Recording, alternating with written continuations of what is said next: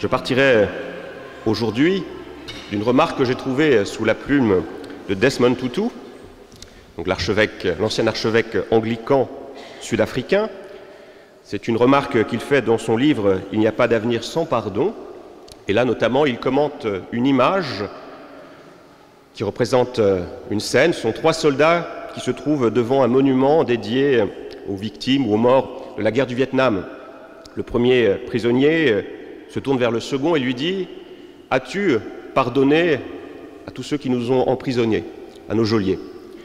Et le deuxième soldat de répondre « Non, ça m'est impossible. » Et l'autre de répondre alors « Si tu ne leur as pas pardonné, tu es toujours leur prisonnier. » C'est une remarque, je trouve, très importante, très fine, qui rejoint exactement le message qui se trouve au cœur de notre texte, l'importance du pardon pour se libérer de cette rancœur, de cette rancune, qui peut parfois habiter notre cœur et qui nous fait souffrir. C'est comme si cette souffrance que nous avions reçue autrefois se gangrène en nous et nous rend profondément malheureux.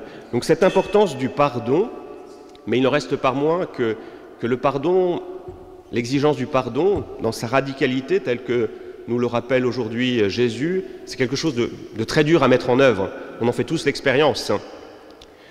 On peut pardonner par notre intelligence en disant « voilà, raisonnablement je t'ai pardonné », mais notre cœur résiste. Il suffit, on pensait avoir tiré un trait sur ce passé, puis on retrouve la personne qui nous a blessés, on écoute une parole et ça revient, ça repart. Donc vous voyez, le pardon est vraiment quelque chose de très difficile. On sait bien que c'est important, mais c'est quelque chose que nous avons peine à mettre en œuvre. Cette difficulté du pardon, elle a été notamment développée par un penseur que je trouve très intéressant, qui s'appelle Vladimir Jankélévitch. Je ne sais pas si vous lisez beaucoup Vladimir Jankélévitch, vous devriez, mais dans 2 petits textes qui ont été rassemblés dans un ouvrage qui s'appelle L'Imprescriptible, Vladimir Jankélévitch nous rappelle qu'il y a bel et bien un impardonnable. Alors ça se comprend quand on connaît son histoire, c'est un rescapé des camps de concentration. Et pour ce penseur, eh bien, face à la barbarie nazie, on ne saurait parler de pardon. Parce que si on commençait à parler de pardon, cela reviendrait un jour à parler d'oubli. Et donc Vladimir Jankélévitch dit qu'il faut mieux que la plaie reste indéfiniment ouverte, qu'elle ne se referme pas, pour qu'elle ne soit pas oubliée. Et puis, il ajoute un autre argument, c'est que pour pouvoir demander pardon, il faudrait que les bourreaux demandent pardon. Il faudrait aussi que les victimes puissent aussi accepter ce pardon. Le problème, c'est que les victimes, elles ne sont plus là. Donc pour Vladimir Jankélévitch, le pardon est impossible pour certains crimes. Alors, que faire ? On a bien conscience dans notre expérience que c'est difficile. On peut être sensible aussi, bien sûr, aux remarques de ce philosophe. Et en même temps, on écoute notre page d'évangile et on se dit qu'il y a quand même malgré tout une exigence. Alors, quelle est la différence qui nous sépare de Vladimir Jankélévitch ? C'est que nous sommes croyants et nous savons que le pardon est possible si nous mettons peut-être le Seigneur dans l'équation. Que le pardon soit difficile, l'Église le sait, c'est pour ça qu'elle en a fait d'ailleurs un sacrement. Qu'est-ce que c'est qu'un sacrement ? C'est faire avec Dieu ce qu'avec nos propres forces, nous ne parvenons pas à faire. Par exemple, devenir un saint. Est-ce que vous êtes capable de devenir un saint par vos propres forces ? Ben non, on n'y arrive pas. Donc c'est pour ça qu'on a le sacrement du baptême qui va nous donner cette grâce baptismale, qui va nous accompagner toute notre vie durant pour parvenir à avancer sur ce chemin de sainteté. Donc le Seigneur nous dit, voilà, pour pardonner, ne vous appuyez pas sur vos propres forces, sur votre cœur. Vous n'allez pas y arriver. Mais vraiment, sollicitez-moi, demandez-moi votre aide.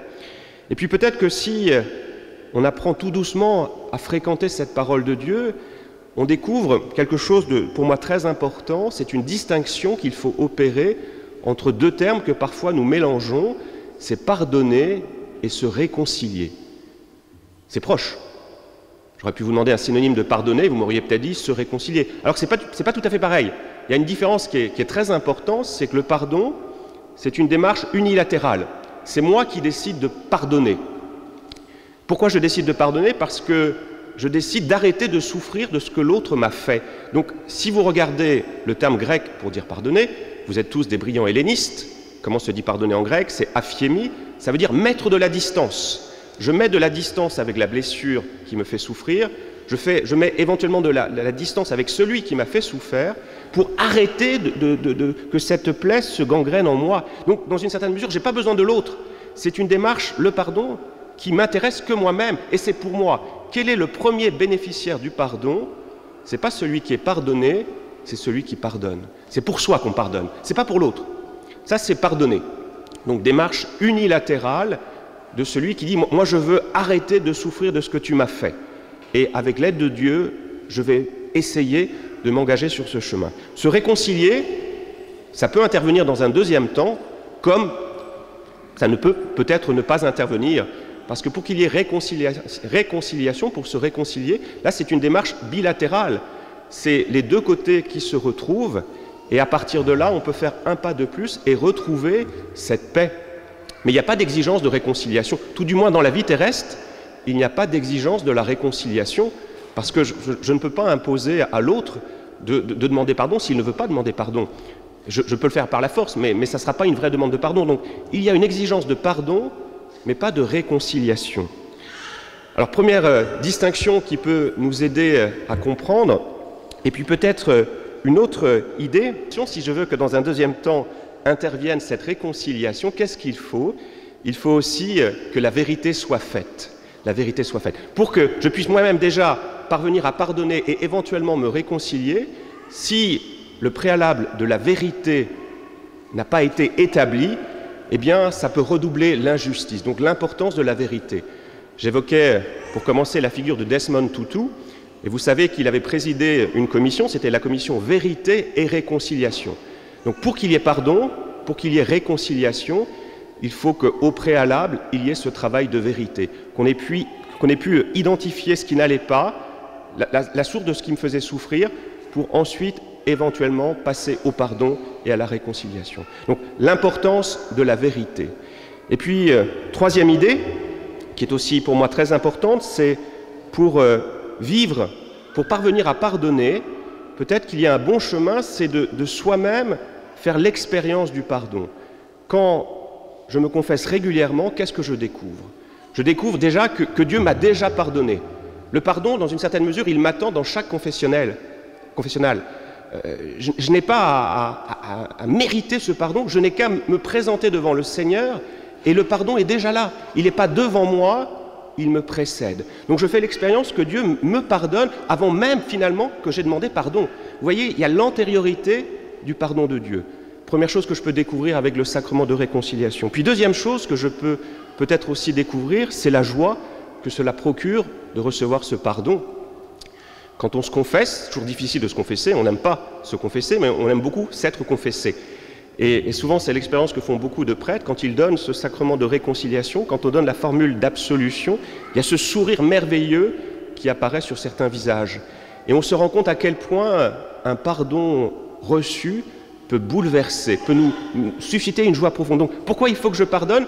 Eh bien, parce que peut-être que pour moi aussi, je vais pouvoir procurer cette même joie à mon frère. Vous voyez, une raison de plus pour pardonner. Et puis, une dernière raison très courte, et là, je vais nous inviter à faire un pas de plus et à essayer de nous placer à la fin des temps. Et je crois qu'en nous plaçant à la fin des temps, nous allons peut-être mieux comprendre cette parabole un peu difficile à entendre. Qu'est-ce que la fin des temps? Qu'est-ce que le paradis? Qu'est-ce qui nous attend par-delà notre mort? Eh bien, ce qui nous attend par-delà notre mort, ce sera cette pleine communion qui existera entre nous et le Seigneur, entre nous et Dieu, mais bien sûr, il y a aussi une pleine communion entre tout le créé, avec tous nos frères. Donc, qu'est-ce que ça veut dire?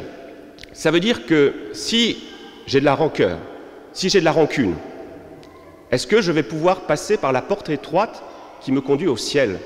C'est la question qu'on peut se poser. Si j'ai de la rancœur, si j'ai de la rancune, eh bien, je ne peux pas passer par la porte étroite du ciel. Parce que si je passe avec ma rancune et ma rancœur, ça veut dire que je vais introduire au paradis de la rancœur et de la rancune. On est d'accord, c'est logique. Et le paradis serait-il alors encore le paradis si au paradis on continue à avoir cette rancœur et cette rancune? Ben, pas du tout.